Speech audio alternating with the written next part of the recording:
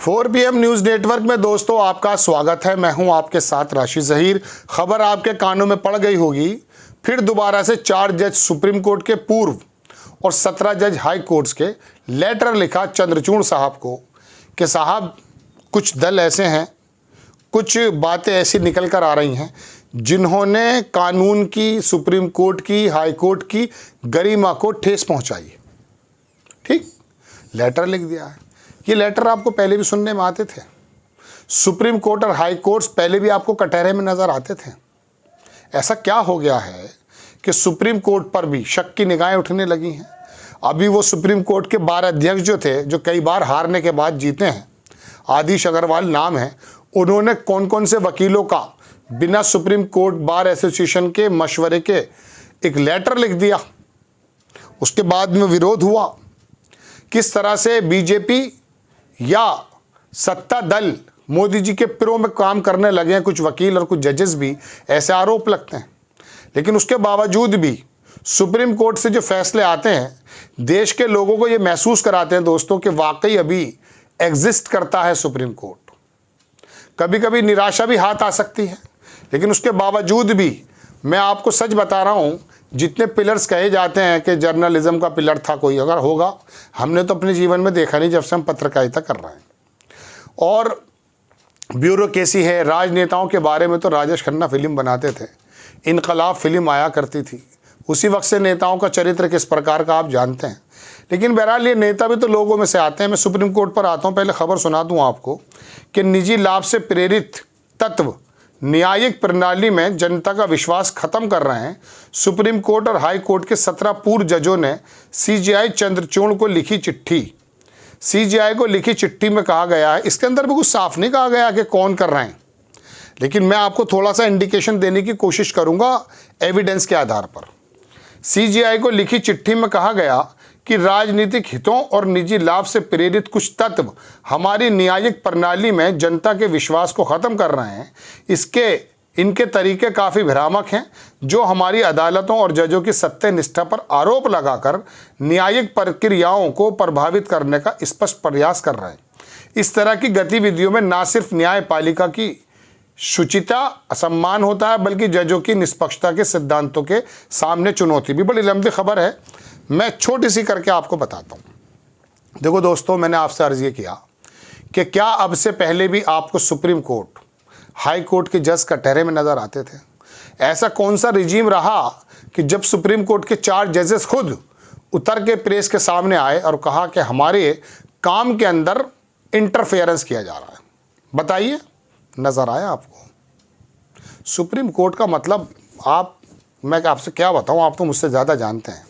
चलिए, अब आप आ जाइए उपराष्ट्रपति धनखड़ साहब पर। कॉलेजियम को लेकर के किस प्रकार से बातें हुई, कुछ खामियां सारे ही उसमें हो सकती हैं, लेकिन ये राष्ट्रपति साहब धनखड़ जी जब राज्यपाल थे, कहाँ, बंगाल में, तो राज्यपाल की और मुख्यमंत्री की दोनों की भूमिकाएं बिल्कुल सर्वविदित हैं। संविधान ने साफ साफ बता दिया है कि आप कहाँ इंटरफेयर करेंगे और कहाँ नहीं करेंगे। लेकिन लोक से चुनी हुई सरकार ममता बनर्जी को कदम कदम पर राज्यपाल जब थे धनखड़ साहब, उस वक्त क्या क्या किया करते थे पूरे देश ने देखा है। गोया के ये बताते थे कि लोक से चुनी हुई सरकार से ऊपर राजभवन है, ऐसे आरोप लगते थे। लेकिन यही राज्यपाल धनखड़ साहब जब उपराष्ट्रपति बन गए, फिर क्या कहने लगे? फिर ये कहने लगे जनाबे वाला कि अब लोक से चुनी हुई सरकार, मैं बता रहा हूं आपको, शब्द मेरे हैं, वो सर्वोपरि है बनिस्बत कॉलेजियम के और सुप्रीम कोर्ट के भी। इस प्रकार के इशारे दिया करते थे। तो आपके स्टेटमेंट राज्य में कुछ और होते हैं, और जब राष्ट्र के आप उपराष्ट्रपति बन जाते हैं तो आपके स्टेटमेंट कुछ और होते हैं। आप सुप्रीम कोर्ट में इंटरफेयर कर कैसे सकते हैं? कौन सा अधिकार है, बताइए? तो इन अधिकारों और सुप्रीम कोर्ट के जज के बारे में जब अमित शाह ये कहते हैं कि उनको भी सोचना चाहिए किस प्रकार के जज फैसला देने से पहले इनको इम्प्लीमेंट करने में क्या दिक्कत है। आपका काम है इम्प्लीमेंट करना, उनका काम है तथ्यों के बीच में जा कर के इंसाफ करना। आप उल्टा सुप्रीम कोर्ट को, हाई कोर्ट को बता रहे हैं। अब अमित शाह जब ये बता रहे हैं दोस्तों, तो आप ईमानदारी से बताइए तो ऐसा लगा कि अब तुम्हारे मुताबिक कोर्ट को फैसले करने चाहिए, किए हैं, ऐसे आरोप लगे। जब बाबरी मस्जिद के बारे में फैसला आया, ठीक है, आस्था के नाम पर आया होगा, लेकिन कभी कभी आस्था को पीछे भी रख दिया गया था। लेकिन वो जजेस कहाँ चले गए?